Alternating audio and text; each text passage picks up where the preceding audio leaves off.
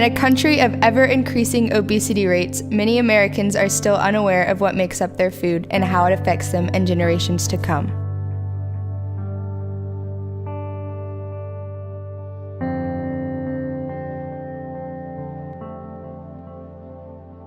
The types of foods that make the most wonderful combinations like fats, sugars, and salts are high in calories and low in many important nutrients. Many schools have reported a decrease in overweight students after implementing a health education program.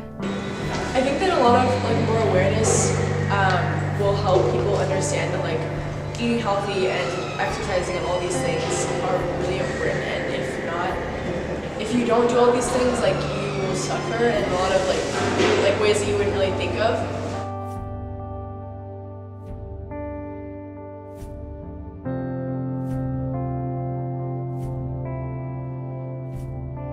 Some foods have a greater impact on the environment via greenhouse gases and deforestation. Other foods must be imported from extremely far away, which contributes to air pollution, accounting for the higher cost of healthy foods. Organic food is more expensive due to higher demand, lower product yield, longer growing times, and higher general cost of growing. On average, organic foods are 47% more expensive, but it is a wide range. At one extreme, organic zucchini cost a whopping 303% more. Usually fast food is cheaper, so no one's gonna really want to buy an expensive healthy meal. So yeah.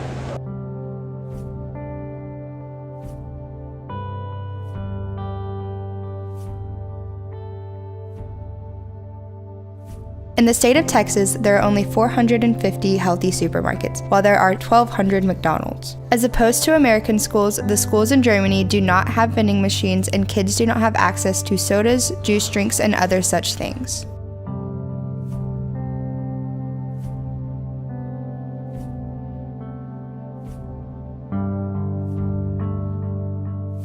Ads targeted specifically to children are a major factor in contributing to American youth making poor health decisions. Corporations spend billions of dollars advertising to children each year. The effects of these ads are apparent. A study by the American Psychological Association showed that children who watched more than 3 hours of traditional TV a day are 50% more likely to develop obesity than children who watched less than 2 hours. The study also revealed that food ads make up 50% of advertisement space on channels targeted towards children. With this information, it makes sense as to why childhood obesity rates are growing. Children are not the only demographic affected by rampant food advertisements. Adults can also be targeted, especially through the spread of misinformation of proper nutrition. This is due in no small part to big food corporations. It is not a mystery as to what their motivation is: profit. No matter how many health eating campaigns Coke sponsors, their end game is always profit.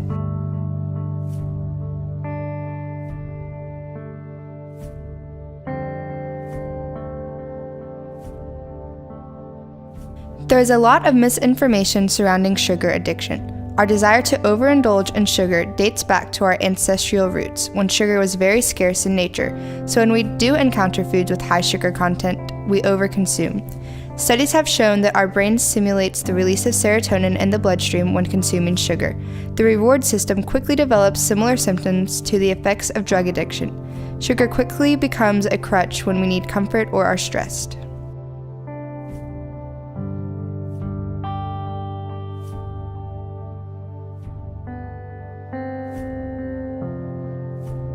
In volleyball, for one whole week, we'll do normal workouts, so we'll be on the track, or we'll do stuff in the gym like agility work or cardio, and then the next week will only be volleyball, so we'll play or do drills, and then it switches every week. Aerobic and cardiovascular exercises develop endurance by engaging the body in repetitive workouts, such as running, swimming, and hiking. According to Medline Plus, aerobic exercises are ideal for strengthening the heart and balancing cholesterol due to the low-intensity, long-duration nature of the individual exercises. Adopt an aerobic exercise routine by adding a 30-minute power walk, jog, or swim to your day. For best results, select an exercise that achieves your target heart rate for 20 to 60 minutes each day.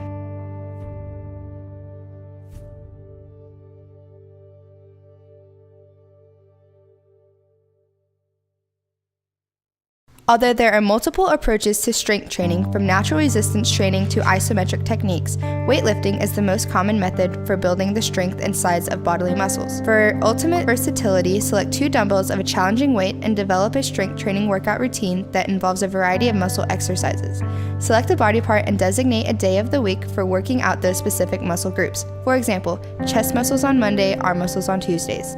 This allows your muscles sufficient time to rest between workouts. Also, use your body weight in exercises like yoga to build strength in your arms, back, core, glutes, and legs.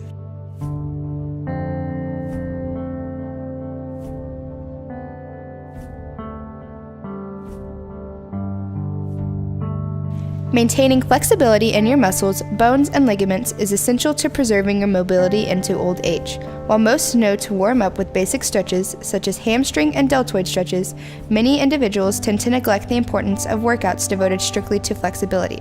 When it comes to developing flexibility, few practices can compare with yoga.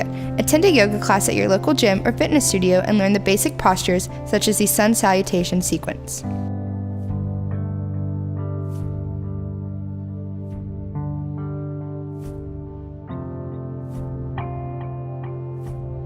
A balanced diet is one that gives your body the nutrients it needs to function correctly. In order to get the proper nutrition from your diet, you should obtain the majority of your daily calories from fresh fruits, fresh vegetables, whole grains, legumes, nuts, and lean proteins.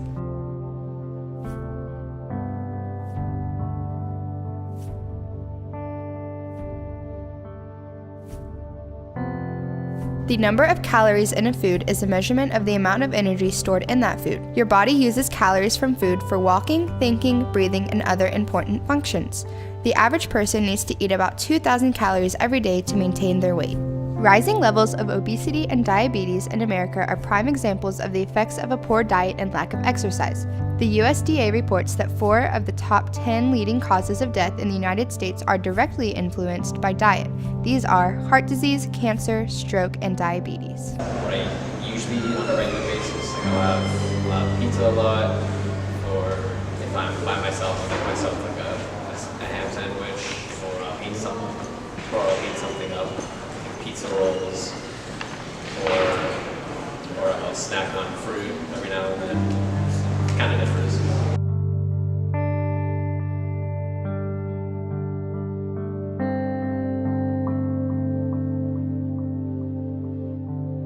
The United States ranked relatively well compared to global standards of health for years until the boom of fast food throughout the 70s and 80s. Over the years, the U.S. has managed to meet United Nations health standards relatively well.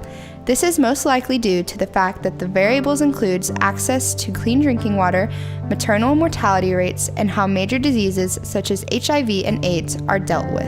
Considering these variables, the U.S. favors well when compared to third world countries. However, when compared with other affluent nations, the U.S. tends to score dead last in terms of health rankings. I think that people who don't have access to healthcare don't have the cushion that a lot of people with privilege do, and people who don't have as ready access to healthcare aren't able to live as freely and aren't able to take as many risks.